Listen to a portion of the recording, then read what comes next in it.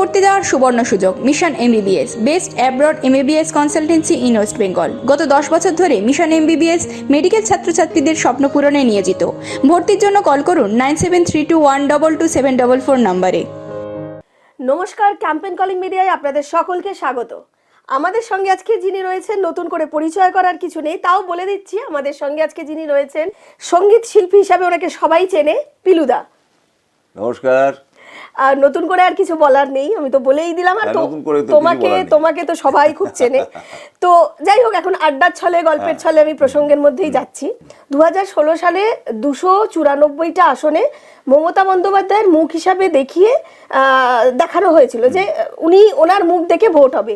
একই পথে এবারেও তিনি একই পথে, মানে মমতা বন্দ্যোপাধ্যায়ের মুখ দেখেই ভোটটা হবে বলা হচ্ছে তৃণমূলের তরফ থেকে। কি বলবেন এই বিষয়টা নিয়ে? একই পথে হাঁটছে। না, আমার মুখটা তো দেখতে ভালোই, মুখ দেখতে ভালো। এবং 2016-তে উনি যদি মুখ দেখিয়ে ভোট হয়ে গিয়ে থাকে, তারপর অনেকগুলো কেলেঙ্কারি এসে গেছে সরকারের, অনেক রকম দুর্নীতি এসছে দলে ফাটল থেকে আস্তে আস্তে ভাঙন থেকে ধস, সবই তো দেখছি। ফলে যে মুখের ওপর দাঁড়িয়ে তখন ভোট হয়েছিল, যে লোকগুলি তার আশেপাশে ছিলেন তাদের প্রায় অর্ধেক শতাংশই চলে এসছে। ফলে আমরা যেমন করোনার সময় মুখ দেখাতে পারিনি সমাজের কাছে, আমাদের সভ্যতার বিকাশে আমাদের সারাক্ষণই মাস্ক পরে থাকতে হয়েছে। অর্থাৎ আমাদের মুখ কেউ চিনতে পারছিল না। যে খুন করছে, যে খুন হচ্ছে, সকলের মুখ একই রকম লাগছিল। তো এবছরও আমার মনে হয় না যেহেতু মুখে একটা করে মাস্ক পরে গেছে, সমাজেরও এবং ভোটার যারা আছে তারাও লজ্জা পাচ্ছে যে এতদিন কাকে ভোট দিয়ে জিতিয়েছি। তো সেখানে তারাও লজ্জায় মুখ ঢেকেছে। ফলে কোনো মুখই এবারে কাজ করবে না, একমাত্র ইভিএমের সাথে মুখ এবং মুখোমুখি হবে। কেননা এই মুখের ওপর থেকে যে আগলগুলো ছিল মুখোশের, মনে হয় সেগুলো আস্তে আস্তে সরে যাচ্ছে, মানুষ বুঝতে পারছে। এবং তার ফলে 2016 যে একটা ঢল নেমে গেছিলো বিশ্বাসের, সেই বিশ্বাসের মধ্যে যে একটা বিষাক্ত নিঃশ্বাসও ঢুকেছিল, সেটা আস্তে আস্তে মানুষ বুঝতে পারছে।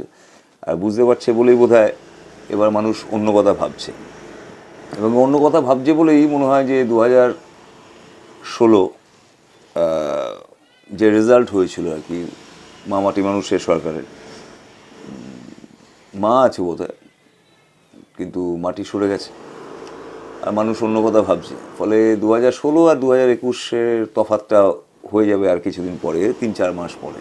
শিল্পীরা যে একটা ভয়ের আতঙ্কের মধ্যে রয়েছে এবং একটা অদ্ভুত ম্যানিপুলেশন হচ্ছে যে তুমি যদি আমার স্থাবকতা করো তাহলেই আমি তোমাকে সুযোগ দেব, এবং সুযোগ দেবো খালি না, অন্য কোনো অন্যায়কে তোমাকে প্রশ্রয় দিতে হবে, কেননা আমি তোমায় কাজ দিচ্ছি। তো ফলে এই ধরনের এই 15-16টা শিল্পীকে নিয়ে চলার ফলে কী হচ্ছে, এই যে হাজার হাজার শিল্পী বঞ্চিত হচ্ছে, যারা খুব আশা করেছিল যে 2016-এ হয়তো বা তাদের একটা সাংস্কৃতিক প্ল্যাটফর্ম পাবে। সে যাত্রা শিল্পী, লোকসঙ্গীত শিল্পী, সাংস্কৃতিক কর্মী, নাট্যকর্মী, প্রত্যেকেই তারাও মুখ ফিরিয়ে নিচ্ছে। কিন্তু পিলুদা, আমরা দেখতে পাচ্ছি কিন্তু বিগত কিছুদিন ধরে নাট্যকর্মী, শিল্পী, সঙ্গীত মহল অনেকেই কিন্তু তৃণমূলে যোগদান করছে। তাহলে তারা কিভাবে আসছে? মানে যদি তৃণমূল কিছু মুষ্টিমেয় শিল্পীদের নিয়েই থাকে, তাহলে আরো অনেক নতুন মুখ যাদের আমরা দেখতে পাচ্ছি, তারা বিভিন্ন মহল থেকেই আসছেন। নাট্যকর্মী বলুন, সঙ্গীত শিল্পী বলুন, যারা অভিনয় করে বিভিন্ন প্ল্যাটফর্মে, সেটা ছোট পর্দা হোক এবং বড় পর্দা হোক। না, অভিনয় কিন্তু দুজনেই করে, নেতারাও অভিনেতা আবার অভিনেতারাও অভিনেতা, কিন্তু তারা দলে দলে যোগ দিচ্ছে, এই চিত্র আমরা দেখছি। তাহলে এটা কি করে সম্ভব হচ্ছে? এটা দেখলে মনে হচ্ছে তাই।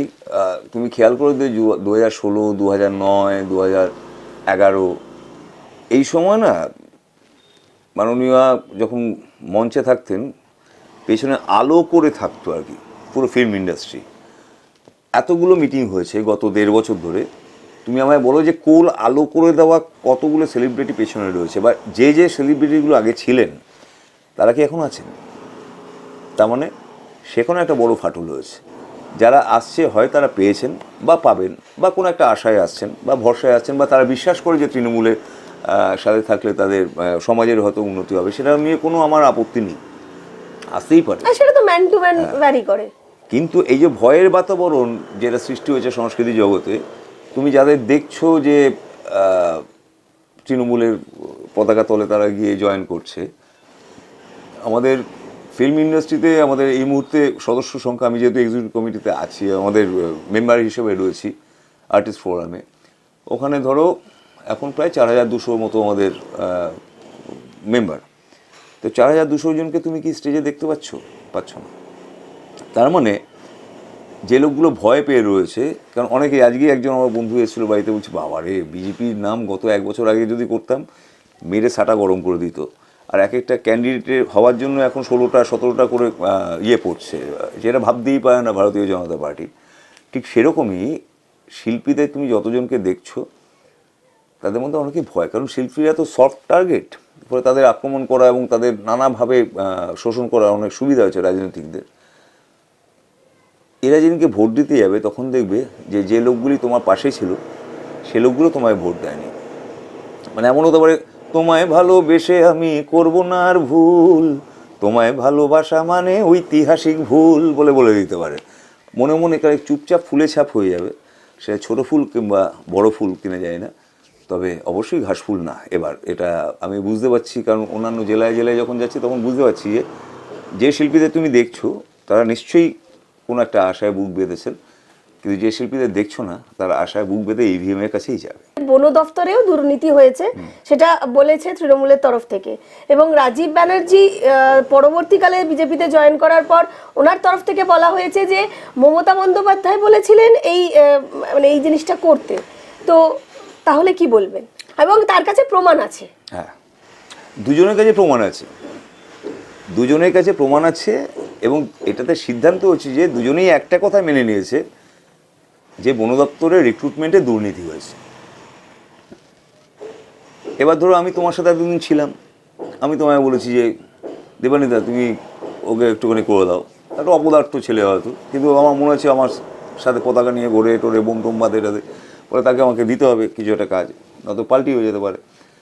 তো বললে, এবং তুমি যেহেতু আমার সাবঅর্ডিনেট, তো স্বাভাবিকভাবে তুমি আমার কথা মানবে, এবং তুমি করলে।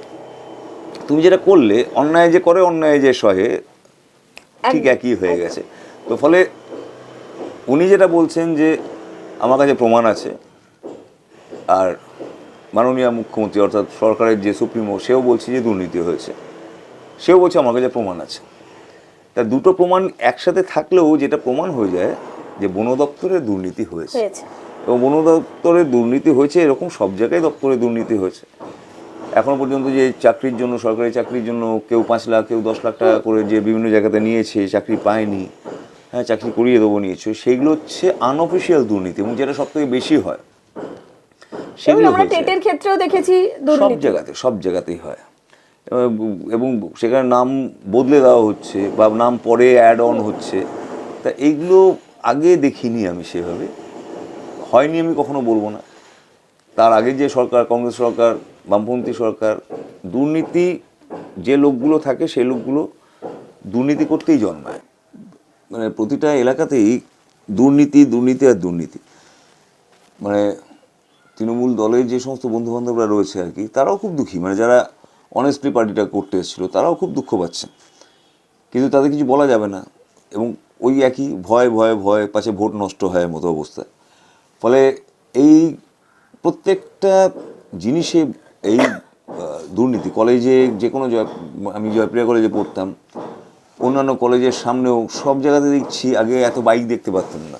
আমি একদিন জিজ্ঞেস করেছিলাম যে এতগুলো বাইক কেন, বলে কলেজে ভর্তি হওয়ার ঠিক পরের মাস থেকে এখানে প্রচুর বাইক চলে আসে, কেননা ভর্তি হওয়াতে লোকে এখন বুঝে গেছে যে আমরা অনলাইনের পাশেও, অনলাইনে আমি বসে নিয়ে আমি তোমার 4 জনেরটা আমি ফর্ম ফিল আপ করে দিয়ে দিচ্ছি। তো সেখানে আমি বলে দিচ্ছি যে তোমার এটা হয়ে যাবে, আমাকে দিয়ে দাও। কারো হয় না, কিন্তু যাদের হয় না সেই সংখ্যা সবসময় বেশি। কিন্তু ওই 4 জনের যে হলো সেটাই লোভে আমরাও চলে যাই যদিও হয়ে যায়। তো ফলে এইভাবে দুর্নীতিকে আমরাও প্রশ্রয় দিচ্ছি, যারা অর্থ দিচ্ছে সকলে মিলে। টিকিট ব্ল্যাক হয় কেন?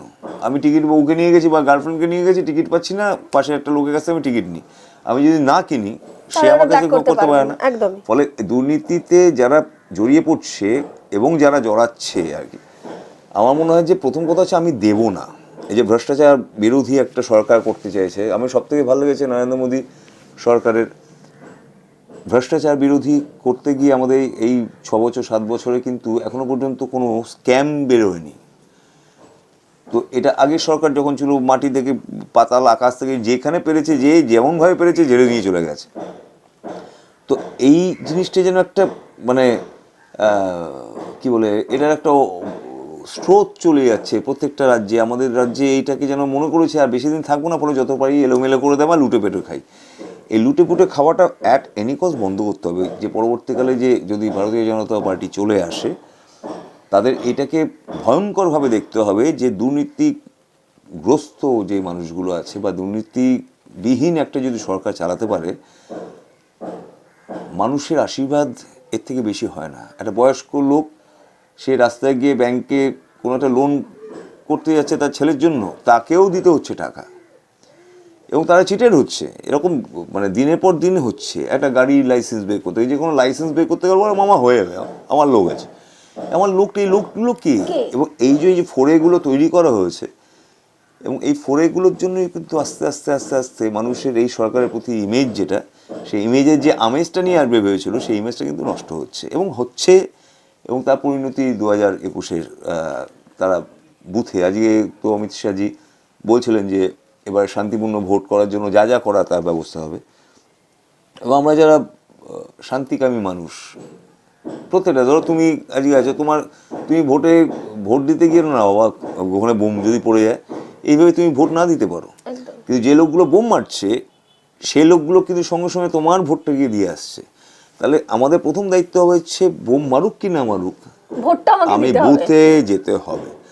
বুথে গেলেই দেখবে যে বুথে যে ভূতগুলো থাকে, সেই ভূতগুলো আর থাকবে না। এবং না থাকলে আমার মনে হয় যে ভোটে ভোট করে ভটভটির উপর দিয়ে ভারতীয় জনতা পার্টি এগিয়ে যাবে।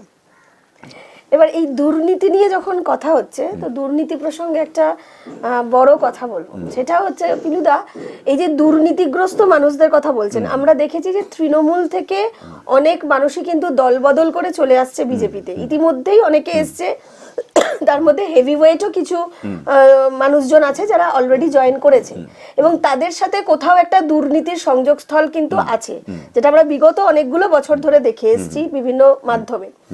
তো তাহলে এই যে তৃণমূল থেকে আসা বিজেপিতে সেই দুর্নীতিগ্রস্ত মানুষ, হ্যাঁ অবশ্য সেগুলো প্রমাণিত নয় কোনোটাই, কিন্তু দুর্নীতি, তো সেই মানুষগুলোই রং বদল করে দল বদল করে আসছে বিজেপিতে। কি বলবেন, সেখানে কি বিজেপির ভাবমূর্তিটা কিছুটা হলেও ক্ষুণ্ণ হচ্ছে না, বা সাধারণ মানুষ কিভাবে দেখছে এটাকে?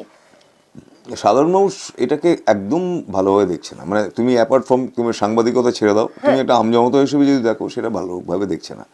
কিন্তু ওই তুমি যে কথাটা বললে যে এরা অভিযুক্ত, এখনো পর্যন্ত এরা প্রমাণিত না।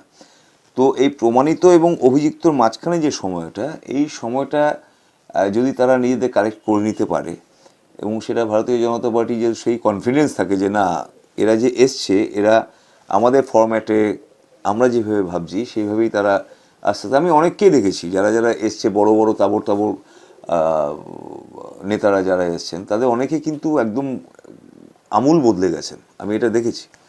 তো ফলে এই আমূল বদলে যাওয়ার ভেতরে এই 4-5 বছর ধরে আমি যেটা দেখতে পাচ্ছি, সেটা মনে হচ্ছে যে দলের ভেতরেও এদের একটা সংশোধন চলছে হয়তোবা, বা তারা এসছে যারা, তারাও জানে যে এই দলে আসলে হয়তোবা এই জিনিসগুলো আর ফার্দার করা যাবে না। অর্থাৎ তাদের ভেতরেও একটা মানসিক প্রায়শ্চিত্তের একটা হতে পারে। দাদা, এটা তো দলের মধ্যের কথা বলছেন, যে আসছে হয়তো নিজেদের সংশোধন করছে, বা বিজেপি পার্টিটা এমনভাবেই অর্গানাইজড একটা, সেখানে এলে সংশোধন হয়ে যাবে, এইগুলো বলছেন। কিন্তু সাধারণ মানুষ কিন্তু এগুলোর থেকে অনেক দূরে। সাধারণ মানুষের কাছে কিন্তু এগুলো পৌঁছচ্ছে না, বা তাদের জানার কোনো পদ্ধতিও নেই। যারা নিত্যদিন সকালে বেরোচ্ছে, অফিস যাচ্ছে, দৈনন্দিন জীবনযাপন করছে এবং ফিরে আসছে, তারাই কিন্তু অরিজিনাল ভোটার, তারাই কিন্তু মানে যেটাকে বলে জনতা জনার্দন।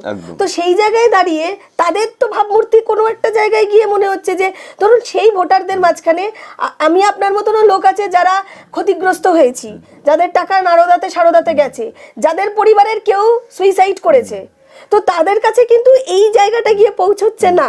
তো তাদের দৃষ্টিভঙ্গি থেকে দাঁড়িয়ে তারাও কিন্তু ভোট দিতে যাবে, ভোটার। সেই জায়গা থেকে দাঁড়িয়ে ভাবমূর্তিটা কি হচ্ছে? ওই আশায় বাঁচে চাষার মতো হয়ে যায়। মানে আম জনতার কাছে একটা রিয়াকশন তো সবসময় রয়েছে যে কি হচ্ছে, এটা ছিল তৃণমূল, হয়ে গেল বিজেমূল, হ্যাঁ, বা ভারতীয় জনতা পার্টি না ভারতীয় তৃণমূল পার্টি, মানে এটা নিয়ে কনফিউজ হয়ে যাচ্ছে। কেননা আবার এটাও ঠিক যে সংগঠনকে মানে ভারতীয় জনতা পার্টি তো সেইভাবে সংগঠনটা ছিল না পশ্চিমবঙ্গে। সেখানে যদি পাশাপাশি একটা প্যারালাল শক্তিকে সঙ্গে যদি না নেওয়া হয় তাহলে কিন্তু এই লড়াইটার ভিতরে ভারতীয় জনতা পার্টি আসতে পারতো না। তো স্বাভাবিকভাবেই যে ধরো তোমার বাড়িতে আমার ছেলের বউ আসবে, তো ছেলের বউ যদি আসে, আমার পছন্দ ছিল না বউকে, কিন্তু ছেলের পছন্দ। তো এবার যখন ছেলের বউকে নিয়ে আসে তখন আমার একটা বাধ্যতামূলক থাকে যে না ঠিক আছে ওকে সম্মান দেওয়া উচিত। এবার ঘরে আসার পর সেই বউকেও একটা দায়িত্ব নিতে হয় যে এটা আমার পরিবার, ফলে আমার এই পরিবারের মতো করে আমি থাকবো। আবার আমার একটা দায়িত্ব পড়ে যায় যে আমি অন্যের বাড়ির একটি মেয়েকে নিয়ে এসেছি, ফলে তাকে আমার নিজের মেয়ের মতো করে গড়ব। ফলে এই জিনিসটা যদি হয় তাহলে ভারতীয় জনতা পার্টি একটা বিশাল বড় কাজ করবে। কারণ এত বড় একটা ওয়াশিং মেশিন হয়েছে এটা দেখা যাচ্ছে, কিন্তু ওয়াশিং মেশিন অলরেডি বলাই হচ্ছে তৃণমূলের তরফ থেকে যে বিজেপি মানে ওয়াশিং মেশিন। কিন্তু ওয়াশিং মেশিনে আবার এটা একটা মুশকিল হচ্ছে, তুমি ধরো 5 কেজি জামা কাপড়ের বদলে যদি 7 কেজি জামা কাপড় ঢুকে দাও, সেই ওয়াশিং মেশিন কিন্তু ভেঙে যেতে পারে।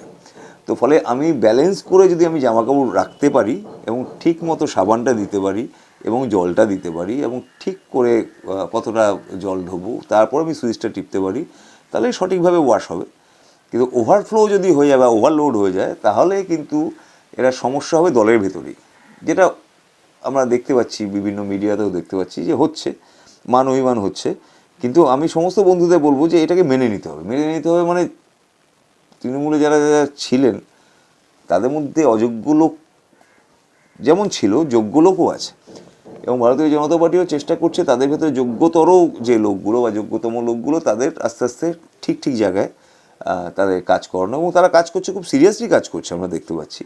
ফলে আমজনতা যেটা ভাবছে সেটা এখনও 3 মাস বাকি, 3 মাসের মধ্যে অনেক ঘটনা ঘটে যাবে। এবং স্লগ ওভার যেটা বলি আমরা, ভোটের ঠিক 3 দিন আগে থেকে মানুষ ভাবতে শুরু করে তার জীবন দিয়ে, এবং এই জীবন দিয়ে যখন ভাববে তখন একটা কথা বলবে যে কার সাথে আছো বড় কথা নয়, কার বিরুদ্ধে আছো। এই জীবন যাপন থেকে যখন মনে হবে যে আমার জীবনকে মানে জিনা হারাম করে দিয়েছে একটা সরকার, আমাকে প্রত্যেকটা দিন রাস্তায় বেরোতে হয় আতঙ্কে, আমি চোখের সামনে দেখতে পাচ্ছি দুর্নীতিগ্রস্ত লোকেরা আবার স্টেজের উপর উঠে দাঁড়িয়ে দুর্নীতির কথা বলছে।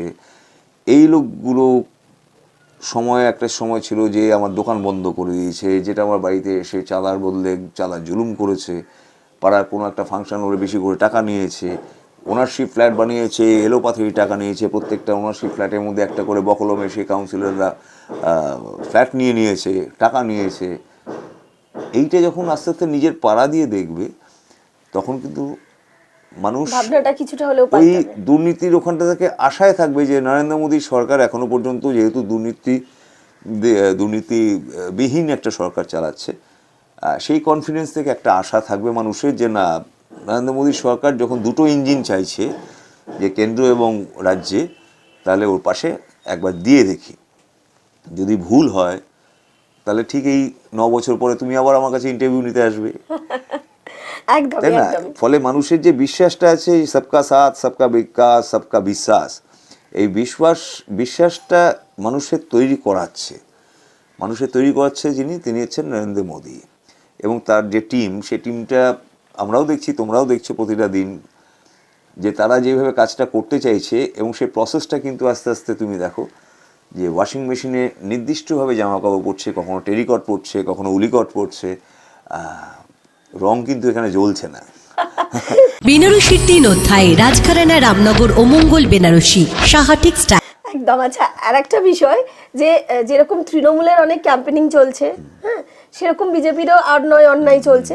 তো বিজেপির যেমন দুয়ারে সরকার এবং স্বাস্থ্যসাথী কার্ড এখন দিচ্ছে, এবং ওরা দাবি করছে দুটোই একদম হিট একটা ক্যাম্পেনিং, এবং দুয়ারে সরকার তো খুবই হিট, স্বাস্থ্যসাথীর 9 কোটি মানুষজনের কাছে পৌঁছে যাবে। তো এই বিষয়টা নিয়ে কি বলবেন? কিন্তু অসাধারণ একটা অভিজ্ঞতা হয়েছে আমার বউয়ের নাম সঙ্গীতা ভট্টাচার্য। স্বাস্থ্যসাথী কার্ড আমাকে বললো যে এরকম স্বাস্থ্যসাথী কার্ড দিচ্ছে, ঠিক আছে যা গিয়ে করে, সরকার তো করে বাবার না। তো আমার বউয়ের নাম সঙ্গীতা ভট্টাচার্য, আমি এক্ষুনি দেখিয়ে দিতে পারি ঘটনাটা। গেল সঙ্গীতা ভট্টাচার্য হয়ে, ও আসলো পুরো আকাশ থেকে পড়ার মতো। ওর নাম হয়ে গেছে স্যাংগ্রিটা। স্যাংগ্রিটা ভট্টাচার্য বোধহয় বানানটা লিখতে পারেনি, অত বড় তো 13টা লেটারে ভাট ভাট কিনে একটা করে দিয়ে ছেড়ে দিয়েছে। তো ও যদি অসুস্থ হয় বা আমার পরিবার যদি অসুস্থ হয়, তো এই কার্ডটা নিয়ে যখনই যাবে, হ্যাঁ, তো সেটা মেলাতে পারবে না, মেলাতে পারবে না, খ্রিস্টান ভাববে, কারণ স্যাংগ্রিটা ভাত, স্যাংগ্রিটা মার্গারিটা সেনাউরিটা এরকম হয়ে যাবে। হ্যাঁ, তো এটা হয়েছে আসলে তৃণমূল শব্দটা তো নেই ওখানে, রিফলাটা নেই আর কি, তৃণমূল বলে। ফলে ওখানে একটা শিক্ষা এবং শব্দের ভাণ্ডারে একটুখানি ক্রাইসিস আছে, যার জন্যই হয়তো লিখেছে। যিনি বসেছেন তিনি হয়তো সেই পরিমাণে কি বলে আমাদের উপযুক্ত নন, কিন্তু তিনি বসে পড়েছেন, কারণ ওই 100 দিনের কাজের মধ্যে ঢুকে গেছে সে। তো এরকম করে যখন আমি নিয়ে যাব, আমি চিকিৎসার ফল পাবো না। অথচ প্রধানমন্ত্রী বারবার করে কেন্দ্র সরকারের যে আমাদের বিমাটা, আমাদের চিকিৎসা বিমাটা, সেটা যদি এখানে আসতো 5-10 টাকা, 5-10 লাখ টাকা পেতো, কী অসুবিধা হতো? কেন্দ্রে যে সমস্ত প্রকল্পগুলো আছে, সেটা যদি একটা রাজ্য সরকার, আজকে আমরা পাশে উড়িষ্যাকে দেখি, বিহারকে দেখি, প্রতিটা মুহূর্তে তারা নিজেরা ডেভেলপমেন্ট করছে। আমাদের উড়িষ্যা সরকার সে মোদির সহযোগী নয়, কিন্তু সেন্ট্রাল গভর্নমেন্টের সমস্ত আমাদের প্রকল্পগুলো সে ওখানে কার্যকরী করছে, উড়িষ্যাকে উন্নতি করছে। এটা করতে পারতো না? আমি খালি বিরোধিতা করবো বলে তাকে যদি যারা দেখতে না পারি তার চলন ব্যাখ্যা, এইভাবে মানুষকে বঞ্চিত করা হচ্ছে, কৃষককে বঞ্চিত করা হচ্ছে, শ্রমিককে বঞ্চন হচ্ছে। আজকে যদি টাটা যদি আমাদের যে বন্ধ করে দিল আমাদের সিঙ্গুর, সেটা যদি হতো, কতগুলো লোক চাকরি পেত। আমি তো শুনছি যে সেটা হবে, এবং সারা বিশ্বে যত ইন্ডাস্ট্রিয়ালিস্টরা আছে তারা মুখিয়ে বসে আছে কখন ভারতীয় জনতা পার্টি আসবে, এখানে আমরা শিল্পটাকে নিয়ে আসবো। কারণ শিল্পের একটা বাতাবরণ, একটা পরিবেশ। তোমার জমি নিতে গেলে, একটা শিল্পের জন্য জমি নিতে যাবে, সেখানে তোমাকে পার স্কোয়ার ফিট টাকা দিতে হবে, পার একর টাকা দিতে হবে, পার কাঠা দিতে। কেন দেবো? আমি এখানে একটা ইন্ডাস্ট্রি করতে আসছি, দিতে হবে। আমি কাজ যখন শুরু করবো, আমার লোককে নিতে হবে, অযোগ্য লোকগুলোকে নিতে হবে। আমি যখন কনস্ট্রাকশন তৈরি করবো, আমার লোকরা এখন সাপ্লাই করবে। কেন? আমি প্রতিটা মুহূর্তে যদি এই এক একটা জিনিসে ওভারলোডেড, ওভার রেটেড আমি কাজ করি, আমি কি প্রফিট করবো? তাই যদি প্রফিট না করতে পারি, রইলো ঝোলা, চললো ভোলা। একদম এইভাবেই সব পালিয়ে গেছে। আর সেই পালানোর জায়গাটা যারা দায়িত্ব নিয়েছে, আমাদের এই 11 বছরের সরকার, 90% নাকি কাজ হয়ে গেছে। তুমি জানো, তোমরা নিশ্চয়ই ইয়ে করেছো। 90% যদি কাজই হয়ে গিয়ে থাকে, তাহলে এত প্রকল্প ঘোষণা করছো কেন? তোমার তো কাজ হয়ে গেছে, তুমি ঘুমাও। তোমার তো মিটিং মিছিল করার দরকার নেই, কোনো ইন্টারভিউ দেওয়ার কথা হবে, তুমি ঘুমাও। তুমি ভোটে জিতে আসার পর 3 মাসের মধ্যে বলছো 90% কাজ হয়ে গেছে। 78 লক্ষ লোকের চাকরি দিয়ে দিয়েছো, তাহলে 78 লক্ষ লোকের হোয়াইট পেপার ইয়ে করো, শ্বেতপত্র ঘোষণা করো, দেখো 78 লক্ষ লোকের চাকরি দিয়েছি। ছ্যাবলামি হচ্ছে নাকি? আর এই যে বেকার যুবকরা ঘরের মধ্যে পড়াশোনা করছে 1 মাস, এই পুরো লাগাতার লকডাউনের পর, এবার তাদের, তোমার শিক্ষা বর্ষটা বদলে গেল। যে চাকরি করছে সেই চাকরিগুলো চলে গেল দামদুম করে। তুমি ছোটো ছোটো সমস্ত ইয়েকে জিজ্ঞেস করো, যে সব তাদের জন্য কোনো ইয়ে, তুমি খেলামেলা করে যাচ্ছ। তুমি এই টাকাগুলোকে নিয়ে তো তুমি একটা ইন্ডাস্ট্রি করতে পারতে, 4টে কলেজ করতে পারতে, আরো নতুনভাবে সেখানে কিছু লোক হতে পারতো। তোমার খেলা প্রসঙ্গে বললেন, মুখ্যমন্ত্রী কিন্তু এটাও বলেছে যে আমি ক্লাবগুলোকে টাকা দিলে বিরোধীরা রেগে যায় কেন। মঞ্চে দাঁড়িয়ে এরকম একটা মন্তব্য কিছুদিন আগে উনি করেছেন। তো কেন রেগে যাচ্ছে? বিরোধী রেগে যাচ্ছে কিনা জানি না, কেন জানি না, কিন্তু ক্লাবগুলোকে টাকা দিয়ে কি হচ্ছে? ক্লাবগুলো কি, এই খুব পরিষ্কারভাবে আপনাদের বন্ধুদের জিজ্ঞেস করছি, যে এই যখন চলছিল আমাদের করোনা সংকটকালেও এই ক্লাবগুলোকে টাকা দেওয়া হয়েছিল, আর এখনও টাকা দেওয়া হলো। প্রত্যেকটা পাড়ায় স্বাস্থ্যকর্মীরা যে কাজ করেছে, ক্লাবগুলোকে টাকা দিয়ে বলা যেত না যে তুমি এই পাড়ার এই স্বাস্থ্যকর্মী হিসেবে তুমি সমস্ত পাড়ার মানুষকে সাহায্য করো? এই টাকা দেওয়া মানে কি? এই ক্লাবগুলোকে টাকা না দিয়ে তুমি পাড়ায় পাড়ায় এক একটা ওয়ার্ডে ওয়ার্ডে তুমি একটা ভালো করে হসপিটাল বানাতে পারতে ওই টাকাগুলোকে দিয়ে। তুমি যেইভাবে করা হচ্ছে তাতে ক্লাবের হয়তো 50টা 60টা লোকের খুশি হচ্ছে, কিন্তু এই 50-60টা লোকটা ভাবছে আমি 2 লাখ টাকা করে পাচ্ছি। 2 লাখ টাকা একটা পাড়ায় ক্লাবের কী উন্নয়ন হয়? কারণ একটা যদি তুমি কনস্ট্রাকশন করো, মাথায় চাল দিতেই খালি তোমার 70,000 টাকা চলে যাবে। আমি যদি একটা সাংস্কৃতিক অনুষ্ঠান করবো, তাতে অন্তত 3 থেকে 4 লাখ টাকা লাগে। তাহলে 2 লাখ টাকা তুমি দিচ্ছ বা 3 লাখ টাকা দিচ্ছ, তাতে কী হবে সারা বছর ধরে ক্লাবে? আমি যদি একটা স্পোর্টসের ক্যাম্প করি, আমি ওখানে স্পোর্টস ট্রেনিং করব, তার জার্সি, তার বুট, তার সেটা কোথায় পয়সা? ইনফ্রাস্ট্রাকচার বানাতেই হয়তো 3-4 লাখ আমি টাকা তোমাকে খরচ। খালি চুলকে ছেড়ে দেবো, দিয়ে বলো দেখো আমি তোমায় দিয়েছি, আর সে ভাবছো যে আমি দেখো আমি বাড়ছি বাড়মি। প্রত্যেকটা ক্লাবে তুমি ভাবছো যে কিছু নির্দিষ্ট লোকে, আমি এরকম জানি একটা মন্দিরকে সে ক্লাব হিসেবে টাকা দিয়ে দেওয়া হয়েছে, মন্দিরের ওপর লেখা আছে, তাদেরকে ক্লাব হিসেবে টাকা পেয়ে গেছে। এই হচ্ছে, তা তুমি ক্লাবকে টাকা দাও, আমার কোনো আপত্তি নেই, কিন্তু মানুষকে বাঁচাও। তুমি আরও 10টা সরকারি হসপিটাল করো, প্রত্যেকটা ওয়ার্ডে যদি এক একটা A-ক্লাস হসপিটাল হতো, তাহলে তোমার মানে লোকে তোমার মাথায় তুলে না আসতো। প্রত্যেকটা ওয়ার্ডে যদি একটা করে ছোট ছোট কলেজ, যেখানে 200 জন পড়তে পারবে, এরকম যদি কলেজ হতো, তাহলে কাউকে ঘুষ দিয়ে টাকা নিয়ে কলেজে ভর্তি করতে যেতে হতো না। তুমি যদি ইন্ডাস্ট্রিতে জন্য প্রত্যেককে, অনেকবার উনি বলছেন কাটমানি খাওয়া চলবে না, তো কোথায় কাটমানি খাওয়া চলবে না? পার স্কোয়ার ফিট নিচ্ছে, দেওয়াল থেকে শুরু করে এমন একটা জিনিস নেই, একটা ইন্ডাস্ট্রিয়াল লিস্ট, সে সোজা বলছে যে পালিয়ে যাবো।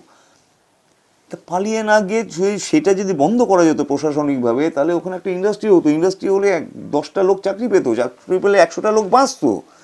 সেগুলো না করে প্রত্যেকটা দিন ভারতীয় জনতা পার্টি যেভাবে ভাবছে যে এখানে ইন্ডাস্ট্রিয়ালাইজেশনের বন্যা বইবে, আমি জানি না কতটা পারবে।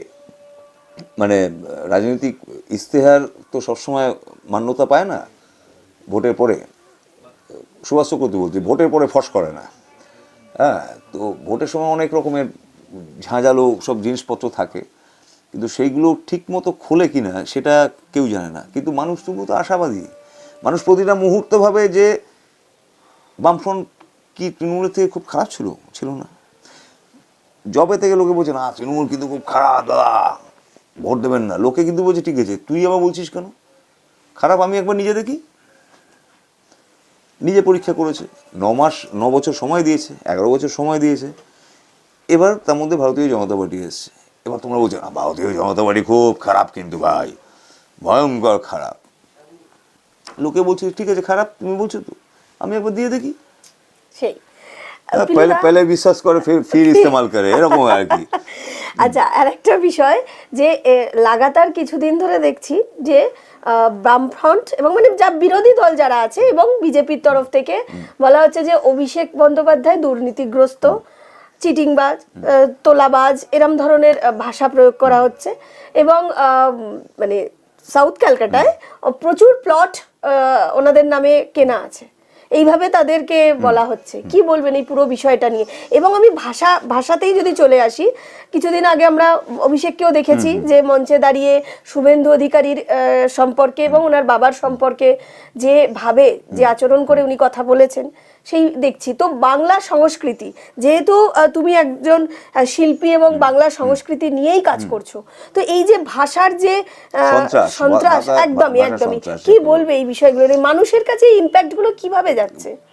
পশ্চিমবঙ্গে না রাজনৈতিক ডিগ্রেডেশন হয়ে যাচ্ছে, মানে এটা সব থেকে কষ্টের। মানে আমার ছেলে এবার বাবা বলবে না, আবে বলে শুরু করবে, একদমই রাস্তায় দিয়ে আঙ্কেল কেমন আছে এটা বলবে না, আগে কি ভাই কেমন আছিস। এই যে একটা ভাষা দৈন্যতা, এই ভাষা দৈন্যতা অন্যান্য যাদের তাদের ফ্যান ফলোয়ার আছে তারা এটা ইন্সপায়ার হচ্ছে, তাতে হাততালি দিচ্ছে। তুমি ভাবতে পারো, এই যখন বলছে বাবা তুলে গালাগালি করছে, বা ভারতীয় জনতা পার্টির বিভিন্ন লিডারশিপ এরকম ভাষা সংকটে ভুগছেন, কিন্তু এইটা কখনো উচিত না। আমি যখন একটা জনপ্রতিনিধি, আমার ফ্যান ফলোয়ারকে আমি সবসময় আমি একটা মার্জনা নিয়ে মার্জিতভাবে আমি তাকে বোঝানোর চেষ্টা করব। তাতে হয়তো আমরা রূঢ় হতে পারি, কিন্তু রূঢ় হলেও সেখানে শব্দ সঞ্চালনা এবং শব্দ চয়ন এটা ভয়ঙ্করভাবে দরকার, এবং সেটা কোনো দলই করছে না। কেউ বেশি করছে, কেউ কম করছে। এই যে বাবা তুলে কথা, শুভেন্দু অধিকারীর বাবা কিন্তু এখনো পর্যন্ত তৃণমূল কংগ্রেসে রয়েছে। এটা তো ও বলেছে, কিন্তু নিশ্চয়ই মনে মনে ও দুঃখ পেয়েছে, আমার মনে হয় যে এটা বলাটা উচিত হয় না। কিন্তু ততক্ষণে তোমার হাত থেকে তীর বেরিয়ে গেছে। হাত থেকে তীর বেরিয়ে গেলে মানুষ এইগুলোকে একদম পছন্দ করে না। আর বিভিন্ন প্লট আছে কি নেই আমি জানি না রে ভাই, আমি এটুকুনি জানি যে যারা বলছে তাদের এগেনস্টে এখনও মামলা টামলা হয়নি। তার মানে এটা ধরে নিতে হবে যে তারা হয়তো সত্যি বলছে, আর যার বিরুদ্ধে বলছে সেও এটা নিয়ে বেশি চিৎকার চেঁচামেচি করছে না। তাহলে ধরে নিতে হবে যে এটা হয়তো বা সত্যি, যা রটে তার তো কিছুটা বটে, এটা তো আমরা ভাবি, এবং সেই দিকেই যাচ্ছে। এবং অনেক লিডারশিপ অনেক সময় আমরা টেলিভিশনে দেখি, তারা বলে যে যারা যারা নির্বাচনে জিতে এসেছিলেন তৃণমূলের প্রতিনিধিরা, তাদের অন্তত ব্যাংক ব্যালেন্স দেখা হোক, যে তারা জবে এসছেন এবং তারপরে এতদিন ধরে। আমার মনে হয় যে সেটা যদি সকলকে ভালোভাবে একটু যাঁচ করা হয় আর কি, দেশে এবং বিদেশে তাদের প্রপার্টি নামে বেনামে, তাহলে বোঝা যাবে যে ওই যে টাকাগুলো ওরা নিয়েছে, সেই টাকাগুলো যদি জড়ো করা যায় তাহলে আরেকটা সোনার পশ্চিমবঙ্গ তৈরি করা যাবে। এই সোনার পশ্চিমবঙ্গকে নিয়ে আসার জন্য ওই টাকাগুলোকে ফেরত আনা দরকার, এবং প্রত্যেককেই বলা উচিত যে এসেছে যখন ভালোই হয়েছে, কিন্তু যেগুলো নিয়েছো মানুষের কাছ থেকে সেগুলো একটু দাও তো দেখি ফেরত। হ্যাঁ, তাহলে অন্তত এখানে একটা ইন্ডাস্ট্রি হবে, একটা কলেজ হবে, একটা হসপিটাল হবে, এই সমস্ত কিছু নিয়ে একটা অন্যরকমের পশ্চিমবঙ্গ বানাতে তুমিও তো চেয়েছো। তুমি তো স্টেজের মধ্যে মঞ্চের মধ্যে বলো যে আমি পশ্চিমবঙ্গে এটা করতে চাইছি, সংস্কৃতি আনতে চাইছি, আমি পশ্চিমবঙ্গে শিল্পায়নের জোয়ার বয়ে দেবো।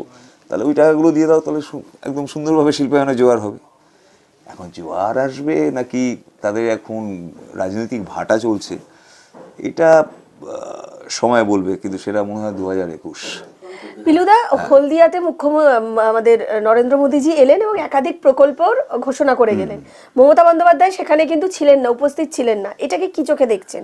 এবং পরবর্তীকালে নরেন্দ্র মোদী চলে যাওয়ার পর উনি নিজে অনেক প্রকল্প, প্রায় 72 কোটি হাজার এরকম প্রকল্প উনি নিজে আবার ঘোষণা করলেন। তাহলে কি এটা প্রতিযোগিতা নয়? কি বলবেন? ভোটের সময় এই সময় তো চলে, ঠিক আছে। একটা খেয়াল করে দেখো যে একটা ভোট হয়েছিল আমাদের প্রেসিডেন্ট নিয়ে, যিনি সব থেকে বিরোধিতা করে হাইলাইট হয়েছিলেন, সারা ভারতবর্ষে নিউজ হয়ে গেছিলেন, তিনি হচ্ছেন মাননীয় মুখ্যমন্ত্রী প্রণব মুখার্জিকে উনি দেবেন না। এটা সারা ভারতবর্ষ হেভি পাবলিসিটি হলো, আলটিমেটলি উনি ওনার পক্ষে ভোট দিলেন। তো ফলে এই প্রকল্প খেলা যেটা, সেটা এখনো পর্যন্ত 370 ভারতীয় জনতা পার্টি লিখেছিল এজেন্ডাতে, ইশতেহারে, যে আমি 370 বিলোপ করে দেবো, করে দিয়েছে। কিন্তু আমি 3 তালাক আনবো, এনেছেন কিন্তু। তো ওনাদের যে ইশতেহার আছে, সেই ইশতেহার অনুযায়ী ওরা যে কাজ করছে। আর আমার মনে হয় যে সরকারি প্রকল্প কেন্দ্রীয় সরকারের ওপর বেশি আশা করলেও ভালো না, রাজ্য সরকারের ওপর আশা করলেও ভালো না। কিন্তু ভোটের সময় যদি কেউ 2 টাকা দেয় আর একজন যদি বলে আমি 3 টাকা দিচ্ছি, দুটোই নিয়ে আসা উচিত, দুটোই নিয়ে নেওয়া উচিত। কারণ পশ্চিমবঙ্গের উন্নয়নের জন্য উনি যে 90% কাজ করে ফেলেছেন, উনি প্রমাণ করছে যে না, আমি 10%ও কাজ করিনি, আমি 90% কাজ বাকি রয়েছে, যার জন্য আমাকে এতগুলো প্রকল্প ইস্তেমাল করতে। কেন তুমি প্রথম থেকে একটা ইশতেহার করোনি কেন? আমরা আজ পর্যন্ত কোনো তৃণমূলে কোনো ইশতেহার দেখিনি, নির্বাচনী ইশতেহার, যে আমরা এইগুলো করবো, আমরা সিপিএমের বিরোধিতা করবো, এইটাই দেখেছি।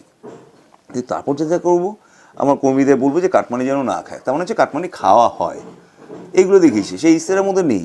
কিন্তু উনি যদি 223টা প্রকল্প উদ্বোধন করেন এবং যে সেগুলো যদি সক্রিয় হয়, তুমি মান্ডি বাজার যেগুলো আছে, তুমি গেছো কখনো? তুমি গেলে দেখবে আমরা বিভিন্ন অনুষ্ঠান যখন করি তখন আশেপাশে মান্ডি বাজারগুলো থাকে, সেগুলো ফাঁকা থাকে, অত বড় বড় একটা বিল্ডিং ফাঁকা থাকে। তো সেরকম যদি প্রকল্প হয় যে হাসপাতালের জন্য আমি দেওয়াল তৈরি করে দিলাম, ভেতরে আমার কোনো চেম্বার থাকলো না, ডাক্তার থাকলো না, পেশেন্ট থাকলো না, কোনো ইনস্ট্রুমেন্ট থাকলো না, তাহলে সেটা একটা প্রকল্প। লেখা মানে তো প্রকল্প না।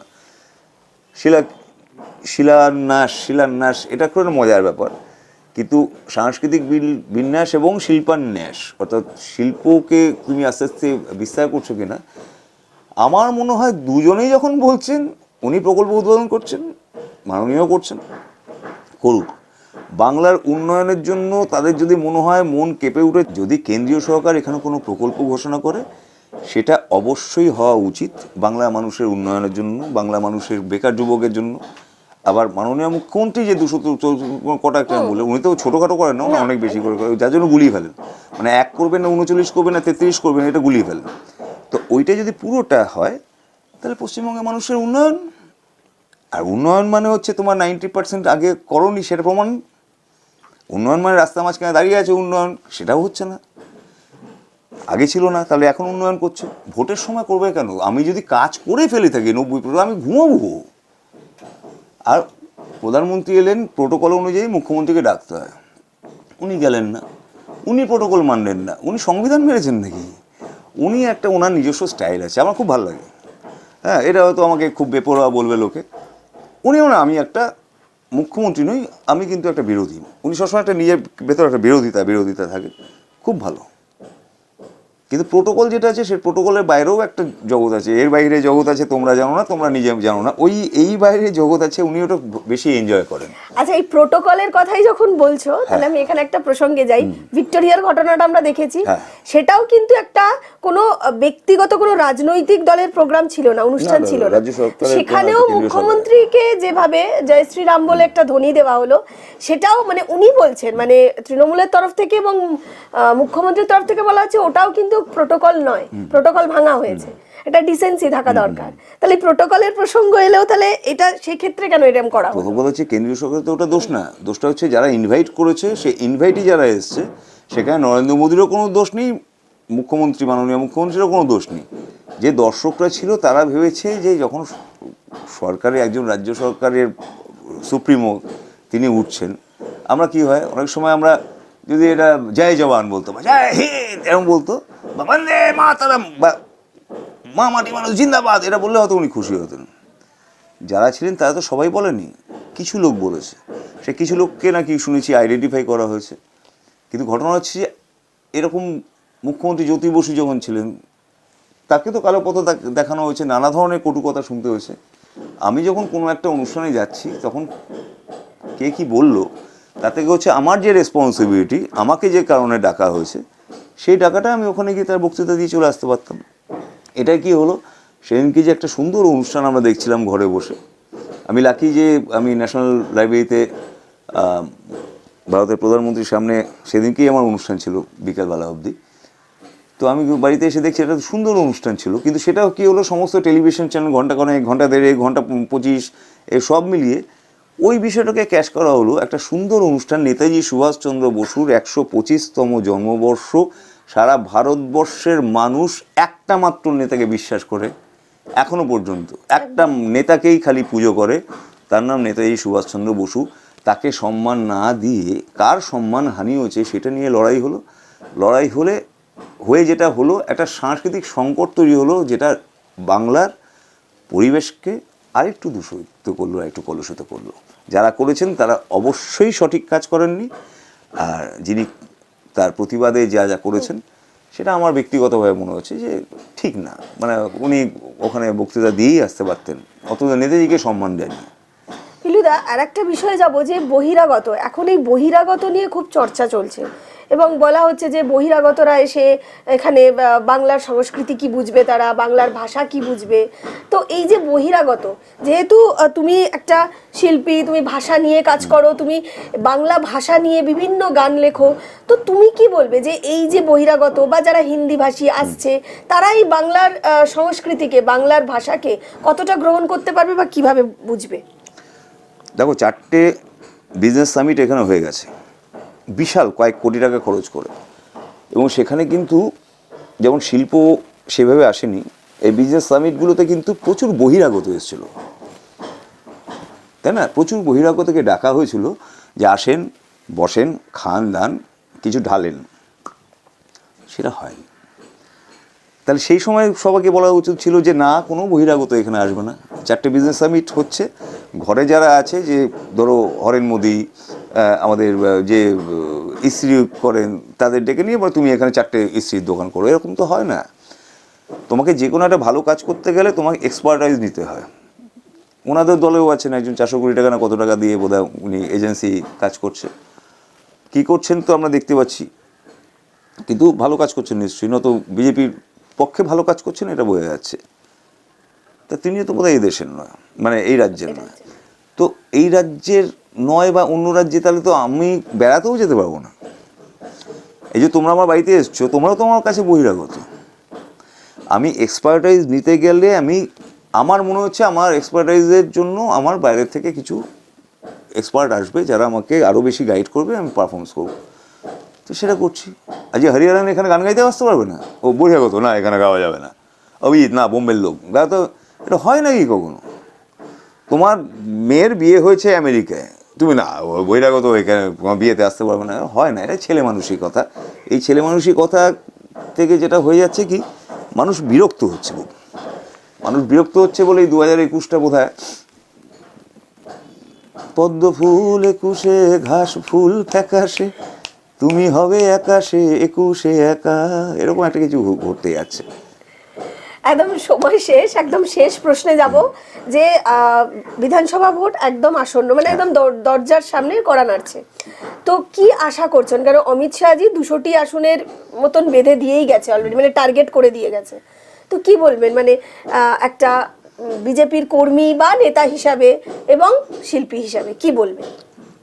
প্রথম কথা হচ্ছে অমিত শাহ জি বলে গেছেন যে 200 আমরা আব কি বার 200 পার, ঠিক আছে, এটা বলাটা সহজ, কিন্তু যাদের ওপর দায়িত্ব দিয়েছে তারা যদি এটা চ্যালেঞ্জ নেয় তাহলে এটা 200 পার হতে অসুবিধা নেই। কেননা অমিত শাহজি আগেরবার যখন বলেছিলেন যে 42টাই চাই, 22টা চাই আমরা, কিন্তু সেটা গিয়ে দেখা গেছে যে 19, দুখানা একটু এদিক ওদিক হয়ে গেছে না, তো 21 হয়ে যেত।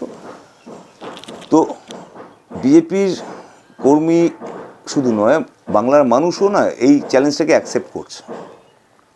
আজকে আমি যে কথাটা বললাম যে বুথ ভিত্তিক সংগঠন দুর্বল হয়ে রয়েছে এখনো পর্যন্ত, কিন্তু আমি দেখেছি 2009-এ তৃণমূল কংগ্রেসের বুথ ভিত্তিক সংগঠন ছিল না, কিন্তু মানুষ ঠিক করে ফেলেছিল যে হ্যাঁ সিপিএম না সিপিএম। আর এবারও কিন্তু ভোটটা হবে হ্যাঁ তৃণমূল না তৃণমূল। তো ফলে 200 অমিত শাহজি বলেছেন বলেই যে 200 পার হবে তা না, মানুষও এটাকে অ্যাকসেপ্ট করে নিয়েছেন এই চ্যালেঞ্জটা, এবং যার জন্য 200 পার। আমি আমার নিজের ব্যক্তিগতভাবে যদি জিজ্ঞেস করো, আমি খালি মনে হয়েছে যদি 20 পেরিয়ে যায় ভারতীয় জনতা পার্টি তাহলে কিন্তু 200 পেরিয়ে যাবে, আর মমতা ব্যানার্জি যদি 60 পেরিয়ে যায় তাহলে জানবে 294টা পাচ্ছে কিন্তু।